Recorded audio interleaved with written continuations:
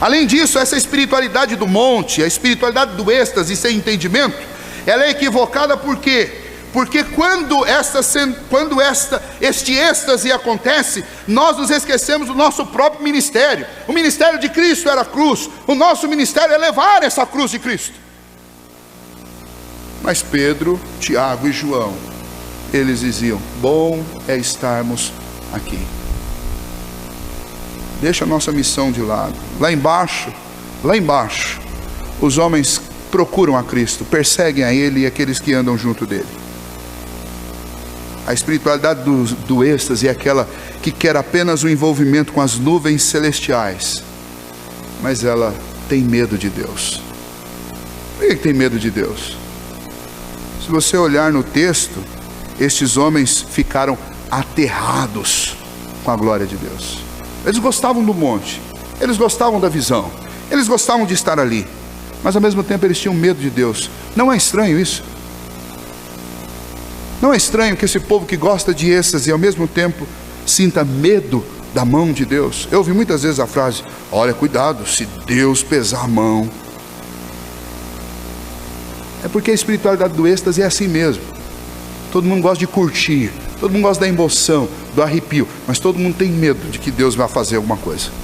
Porque se Ele fizer... Ora, e para onde vai Romanos 8, 28? Que todas as coisas cooperam para o bem daqueles que amam a Deus. Se Deus pesar a mão, vai ser uma bênção. E quanto mais Ele pesar, mais bênção vai ser. Porque isso significa que Ele está interessado na nossa vida. Infelizmente, muita gente, muitos homens hoje estão atrás da espiritualidade do monte. Muitas pessoas estão abandonando igrejas sérias porque estão indo atrás da espiritualidade do monte. Querem arrepio, querem mágica, querem êxtase. Pois bem, pode procurar em algum monte por aí, porque esta igreja é uma igreja fiel às Escrituras. Existe uma outra espiritualidade, e aí nós encontramos a descrição desta outra espiritualidade do versículo 9 até o versículo 27. O que está acontecendo nesse texto? Nesse texto aparece a figura de um menino que estava endemoniado, sofria, porque o demônio o punia, uma legião de demônios o punia, o deixava numa condição triste. Versículo 14: quando eles se aproximaram dos discípulos, viram numerosa multidão ao redor e que os escribas discutiam com eles. E logo toda a multidão, ao ver Jesus, tomada de surpresa, correu para ele e o saudava. Então ele interpelou os escribas: que é que discutis com eles, com os discípulos de Jesus? E um dentre a multidão respondeu: mestre, trouxe-te o meu filho, possesso de um espírito mudo, e este, onde quer que o apanha, lança-o por terra, e ele espuma, rilha os dentes, vai definhando. Roguei a seus discípulos que expelissem, e eles não puderam. Então Jesus lhes disse: ó geração incrédula, até quando estarei convosco? Até quando vos sofrerei? Trazei-me. E trouxeram-no. Quando ele viu a Jesus, o espírito imediatamente o agitou com violência, e caindo ele por terra, revolvia-se espumando. Perguntou Jesus ao pai do menino: há quanto tempo isto lhe sucede? Desde a infância, respondeu, e muitas vezes o tem lançado no fogo e na água para o matar. Mas se tu podes alguma coisa, tem compaixão de nós e ajuda-nos. Ao que lhe respondeu Jesus: se podes, tudo é possível ao que crê. E imediatamente o pai do menino exclamou com lágrimas: eu creio, ajuda-me na minha falta de fé. Vendo Jesus que a multidão concorria, repreendeu o espírito imundo, dizendo: espírito mudo e surdo, eu te ordeno, sai deste jovem e nunca mais tornes a ele. O que estava acontecendo lá embaixo? O menino endemoniado, possesso. E nós aprendemos, especialmente nos evangelhos, que existem várias classificações de possessão demoníaca, e algumas delas, de fato, Jesus vai falar que só podem ser expelidas não apenas no nome de Jesus, mas é necessário que a pessoa que vai invocar o nome de Cristo esteja debaixo de oração e de jejum, porque é o que Jesus reclamou daqueles discípulos. Esses discípulos que estavam lá ao pé do monte, que lidaram com essa situação e não puderam expelir os demônios, eles viveram aquilo que eu quero chamar aqui de espiritualidade do vale, ou espiritualidade seca, que se resume meramente em discussões teológicas sem poder algum. Então eles sabiam tudo, sabiam que era um demônio, sabia que o nome de Jesus expele demônio, no nome de Jesus eles podiam fazer aquilo. Os escribas eram profundos conhecedores do Antigo Testamento, da Septuaginta, conhecedores da lei, conhecedores da tradição judaica, mas nem os escribas e nem os apóstolos do Senhor Jesus que estavam lá embaixo do monte puderam resolver aquele problema. Porque a espiritualidade seca, a espiritualidade do vale, e talvez dessa nós tenhamos uma dívida muito grande, porque nos cabe muito, nós vivemos muito envolvidos com esse tipo de espiritualidade. É aquela espiritualidade que não lhe dá o desejo de orar, que quando você é chamado para jejuar, você não quer jejuar, que você não tem compromisso com a igreja, mas você é aquele intelectual da teologia. Você conhece tudo, você conhece os atributos de Deus, você conhece a respeito da doutrina da predestinação, conhece a doutrina da eleição, conhece a doutrina dos dons espirituais, sabe tudo sobre o Antigo Testamento, sobre o tabernáculo, conhece tudo sobre a história de Israel, você conhece a história dos apóstolos, você conhece, sabe todos os nomes da Bíblia de cor, você pode falar de trás para frente, de frente para trás, você sabe citar muitos textos de cor, você sabe tudo, você sabe o credo apostólico, você sabe as orações como o Pai Nosso, você sabe de cor, você conhece o Salmo 23 de cor, você conhece tudo, mas não tem poder. Você pode passar horas discutindo teologia, mas não consegue passar 5 minutos orando. Homens presbiterianos, nós somos culpados de viver esse tipo de espiritualidade. Esse tipo de espiritualidade que serve para nos tornar frequentadores de igreja, que serve para nos tornar até líderes dentro da igreja, que serve para nos tornar teólogos, professores de teologia. Mas se nos chamar para orar, inclusive para expelir um demônio, aí nós estamos perdidos. Aí nada acontece.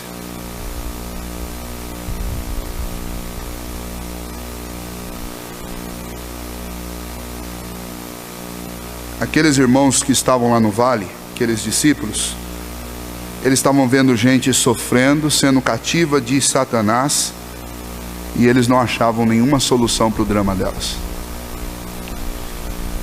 No vale havia gente desesperada, como existe gente desesperada até hoje, precisando de ajuda.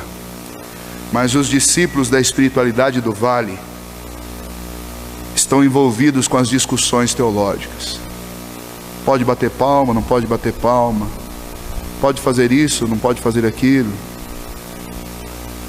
pode pregar assim, não pode pregar assado, pode dar aula disso, não pode dar aula daquilo. Os crentes do vale estão envolvidos com seus livros, estão envolvidos com as suas coisas religiosas, mas eles não são capazes de estender a mão, de auxiliar a ninguém que está no vale. Eles mal são capazes de orar quando eles são chamados para orar. Por que essa espiritualidade do vale ela não serve, ela não tem valor? Primeiro, porque os espirituais do vale, eles vivem num campo onde o maligno está operando, ceifando vidas, arrebentando e assombrando uma geração, e eles não podem fazer nada para essa geração. E aliás, eles não estão nem interessados por essa geração, eles estão interessados pelas suas discussões teológicas, mas eles não estão interessados. E esses espirituais do vale perdem os seus próprios filhos para o mundo, porque nem orar com os seus filhos, e fazer devocional com seus filhos, e ler a Bíblia com seus filhos, eles conseguem. Mas se eles forem chamados para discutir um pouquinho de teologia, eles vão com muita alegria, e não ouvem mais ninguém. Por que essa espiritualidade do vale não serve? porque o poder do maligno tem uma ação poderosa sobre aqueles que estão no vale, e os teólogos, e os espirituais, e os pastores, e os líderes, e os homens da espiritualidade do vale, eles não conseguem fazer nada, porque eles estão de mãos atadas, porque o inimigo conhece a vida deles, e sabe que eles têm conhecimento intelectual, mas não têm vida espiritual, não tem oração, não tem intercessão, não tem leitura da Bíblia, não tem aquela leitura para o alimento da alma, é apenas uma leitura para o alimento do intelecto. E sabe o que o inimigo faz com os espirituais do vale? O inimigo deita e rola com eles, com as famílias deles, com os negócios deles, com as igrejas deles, porque não há poder. Neste vale o inimigo age com requintes de crueldade, e nós vimos nesse texto que aquele menino foi lançado no fogo, na água. Tudo de ruim que você pode imaginar com aquele menino já tinha acontecido. O diabo tentava matá-lo a qualquer custo. No vale, aqueles discípulos que estavam vivendo essa espiritualidade sem poder, eles foram confrontados pelo poder das trevas, e eles foram desmoralizados. O que acontece com a espiritualidade do vale é que mais cedo ou mais tarde, aqueles que vivem vão ser desmoralizados, porque mais cedo ou mais tarde nós vamos nos encontrar frente a frente com os poderes das trevas. E assim como aqueles discípulos foram desmoralizados, nós também seremos, se estivermos vivendo essa espiritualidade do vale. Espiritualidade do monte, êxtase sem entendimento. Espiritualidade do vale, conhecimento, entendimento sem poder. E aí, o que nós vamos fazer? Quem que nós devemos seguir? Nós devemos seguir a espiritualidade de Cristo. E esse texto conta para nós de uma forma muito maravilhosa como que Jesus lidou com aquela circunstância. Versículos 30 e 31. E tendo partido dali, passaram pela Galileia, e não queriam que ninguém soubesse, porque ensinava aos discípulos e lhes dizia: o Filho do Homem será entregue nas mãos dos homens, e o matarão, mas 3 dias depois da sua morte ressuscitará. Eles, contudo, não compreendiam isso e temiam interrogá-la. Primeira característica da espiritualidade de Cristo: ela não pode ser entendida por homens mundanos, por homens que vivem a espiritualidade do monte ou a espiritualidade do vale. Aquele momento de transfiguração era uma antecipação da glória que Cristo seria revestido depois da crucificação. E logo que aqueles acontecimentos passaram, Jesus caminhava em direção à Galileia, porque ele precisava que os acontecimentos que o tornariam aquele que subiria ao Calvário iam se desencadear ali. Os discípulos não compreendiam isso, eles não entendiam nada disso, porque eles não cogitavam das coisas de Deus, porque eles apenas conheciam o êxtase, e eles apenas conheciam a teologia, a doutrina seca. Eles não entendiam os planos de Deus. E então Jesus nos mostra a verdadeira espiritualidade. A verdadeira espiritualidade é aquela que está fortemente marcada pela oração e pela obediência ao caminho que Deus traçou para a sua vida. Jesus estava orando em todo o seu ministério, ele orava de madrugada, ele buscava o seu Pai em oração, ele mesmo sendo Deus fazia isso, e ele pedia ao Senhor, principalmente, que Deus lhe capacitasse a cumprir aquilo que Deus tinha designado para a vida dele. Então a espiritualidade de Jesus é esta espiritualidade fortemente marcada por uma vida de oração. É essa espiritualidade marcada por um compromisso de obediência à direção de Deus. Diferente dos irmãos do êxtase, que não estavam preocupados em saber qual era a vontade de Deus, e dos irmãos da discussão, que sabiam tudo de teologia, mas não tinham oração e não tinham poder em suas vidas. Jesus Cristo sabia a vontade de seu Pai, buscava obedecê-la e obedecia em tudo, e orava a Deus buscando poder. Assim, mas olha, Jesus Cristo já não era o Filho de Deus, ele já não tinha todo o poder? Não, ele é o Filho de Deus, mas lá no seu batizado ele recebeu sobre ele o Espírito Santo, e foi o Espírito Santo que o capacitou a fazer tudo o que ele fez, porque ele também era homem como nós, sofria as mesmas fragilidades que nós sofremos, mas em tudo isso ele não pecou, e em tudo isso ele buscou ser fortalecido com o Espírito Santo de Deus. Sabe algo importante que as Escrituras nos ensinam? Que o mesmo Espírito que capacitou Cristo a cumprir o seu ministério é o Espírito que desceu sobre nós. é o Espírito que habita dentro de nós. Este mesmo Espírito tem o mesmo poder que ele teve para capacitar Cristo. Este mesmo Espírito atua dentro de você, e se eu e você pedirmos ao Senhor em oração e compreendermos a vontade de Deus para a nossa vida, o Espírito Santo de Deus vai nos capacitar a viver e a fazer obras, como o Senhor Jesus disse, no nome dele nós faríamos obras ainda maiores do que as que ele fez. Isso é, se eu não estiver na espiritualidade do monte, nem na espiritualidade do vale, mas eu estiver vivendo a espiritualidade de Cristo. A espiritualidade de Jesus é marcada pela obediência ao Pai. A espiritualidade de Jesus é marcada pelo poder para desbaratar as obras do diabo. Sabe o que aconteceu com aquela menina? Jesus orou. Veja, versículo 25. Vendo Jesus que a multidão concorria, repreendeu o espírito imundo, dizendo-lhe: espírito mudo e surdo, eu te ordeno, sai desta jovem e nunca mais tornes a ele. Deste jovem nunca mais torne a ele. E ele, clamando e agitando-o muito, saiu, deixando como se estivesse morto, a ponto de muitos dizerem: morreu. Mas Jesus, tomando-o pela mão, o ergueu, e ele se levantou. Quando entrou em casa, os seus discípulos lhe perguntaram em particular: por que não podemos nós expulsá-lo? Respondeu-lhes: esta casta não pode sair, senão por meio de oração e jejum. Sabe o que eles não tinham? Eles não tinham poder. Sabe o que a espiritualidade de Jesus tinha? Poder, entendimento, oração, obediência e poder. A espiritualidade de Jesus também pode ser a espiritualidade da minha e da sua vida. Basta que nós tenhamos os mesmos ingredientes que estavam na vida de Jesus: oração, obediência, poder. Qual é a minha e a sua espiritualidade? A do monte, a do vale ou a de Cristo? Homem presbiteriano, estou falando especialmente a vocês nessa noite. Qual é a sua espiritualidade? Você é apenas um conhecedor, mas frio? Você é aquele do êxtase, mas sem conhecimento?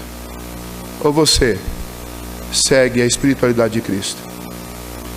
Eu temo que dentro da igreja presbiteriana do Brasil nós estejamos sofrendo uma séria perda de identidade da nossa espiritualidade. Nós temos igrejas no nosso país que estão absolutamente rendidas à espiritualidade do êxtase. E nós temos igrejas tão frias que não há diferença de entrar numa igreja dessa e entrar num museu.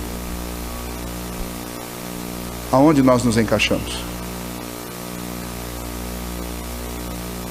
Este ano, irmãos, eu espero que seja um ano de muita oração, na minha vida e na vida de vocês, homens,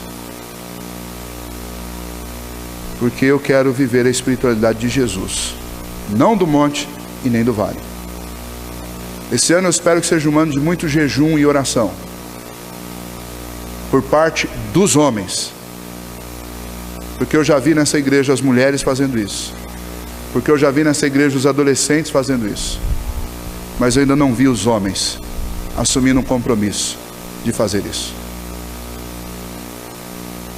Alguém disse para mim essa semana: pastor, espero que esse ano seja um ano mais alegre, dando uma pista para mim do tipo de pregação que a gente deveria ter. Eu quero pregar muitas coisas alegres e felizes, mas para a gente fazer isso, irmãos, nós precisamos de uma espiritualidade sadia. E para ter espiritualidade sadia, algumas coisas precisam ser acertadas. Nós estamos resolvendo e vivendo coisas como os incrédulos, resolvendo como incrédulos, solucionando, buscando como incrédulos, brincando com as coisas de Deus. Estamos sendo secos e áridos quando nós devemos ser calorosos. Estamos sendo irresponsáveis em alguns momentos. E este ano, para mim, é o ano em que nós devemos considerar que este ano é o ano do tudo ou nada. Ou nós mudamos, ou nós mudamos. Ou nós mudamos, ou nós mudamos. Eu estou falando com os homens da igreja. Nós temos homens aqui que não têm compromisso com os cultos, que aparecem de vez em quando. Nós temos homens aqui que têm cargos dentro da igreja e não cumprem as responsabilidades com seus cargos. Nós temos homens aqui que são bons exemplos. Nós temos homens entre nós que têm dificuldade de orar. Nós começamos uma campanha de leitura da Bíblia no começo do ano. Eu não sei quantos homens que começaram isso. Eu não quero nem perguntar. Não quero nem perguntar.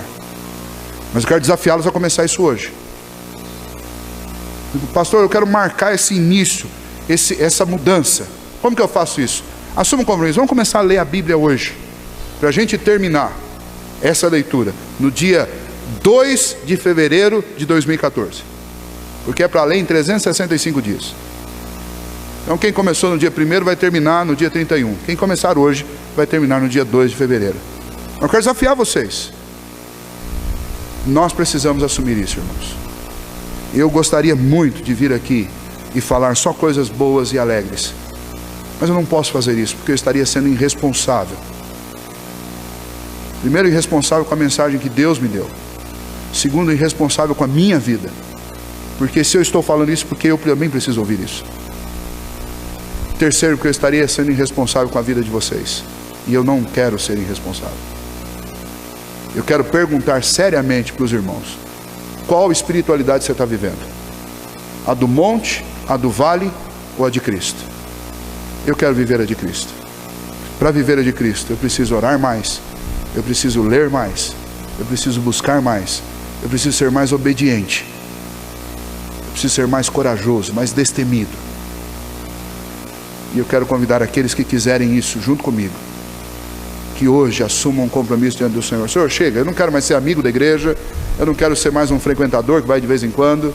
Eu quero ser um homem que tem uma espiritualidade sadia. Eu quero ser um homem que tem espiritualidade segundo Cristo Jesus. Amém? Posso ouvir um amém dos homens? Bem forte, amém? Ok.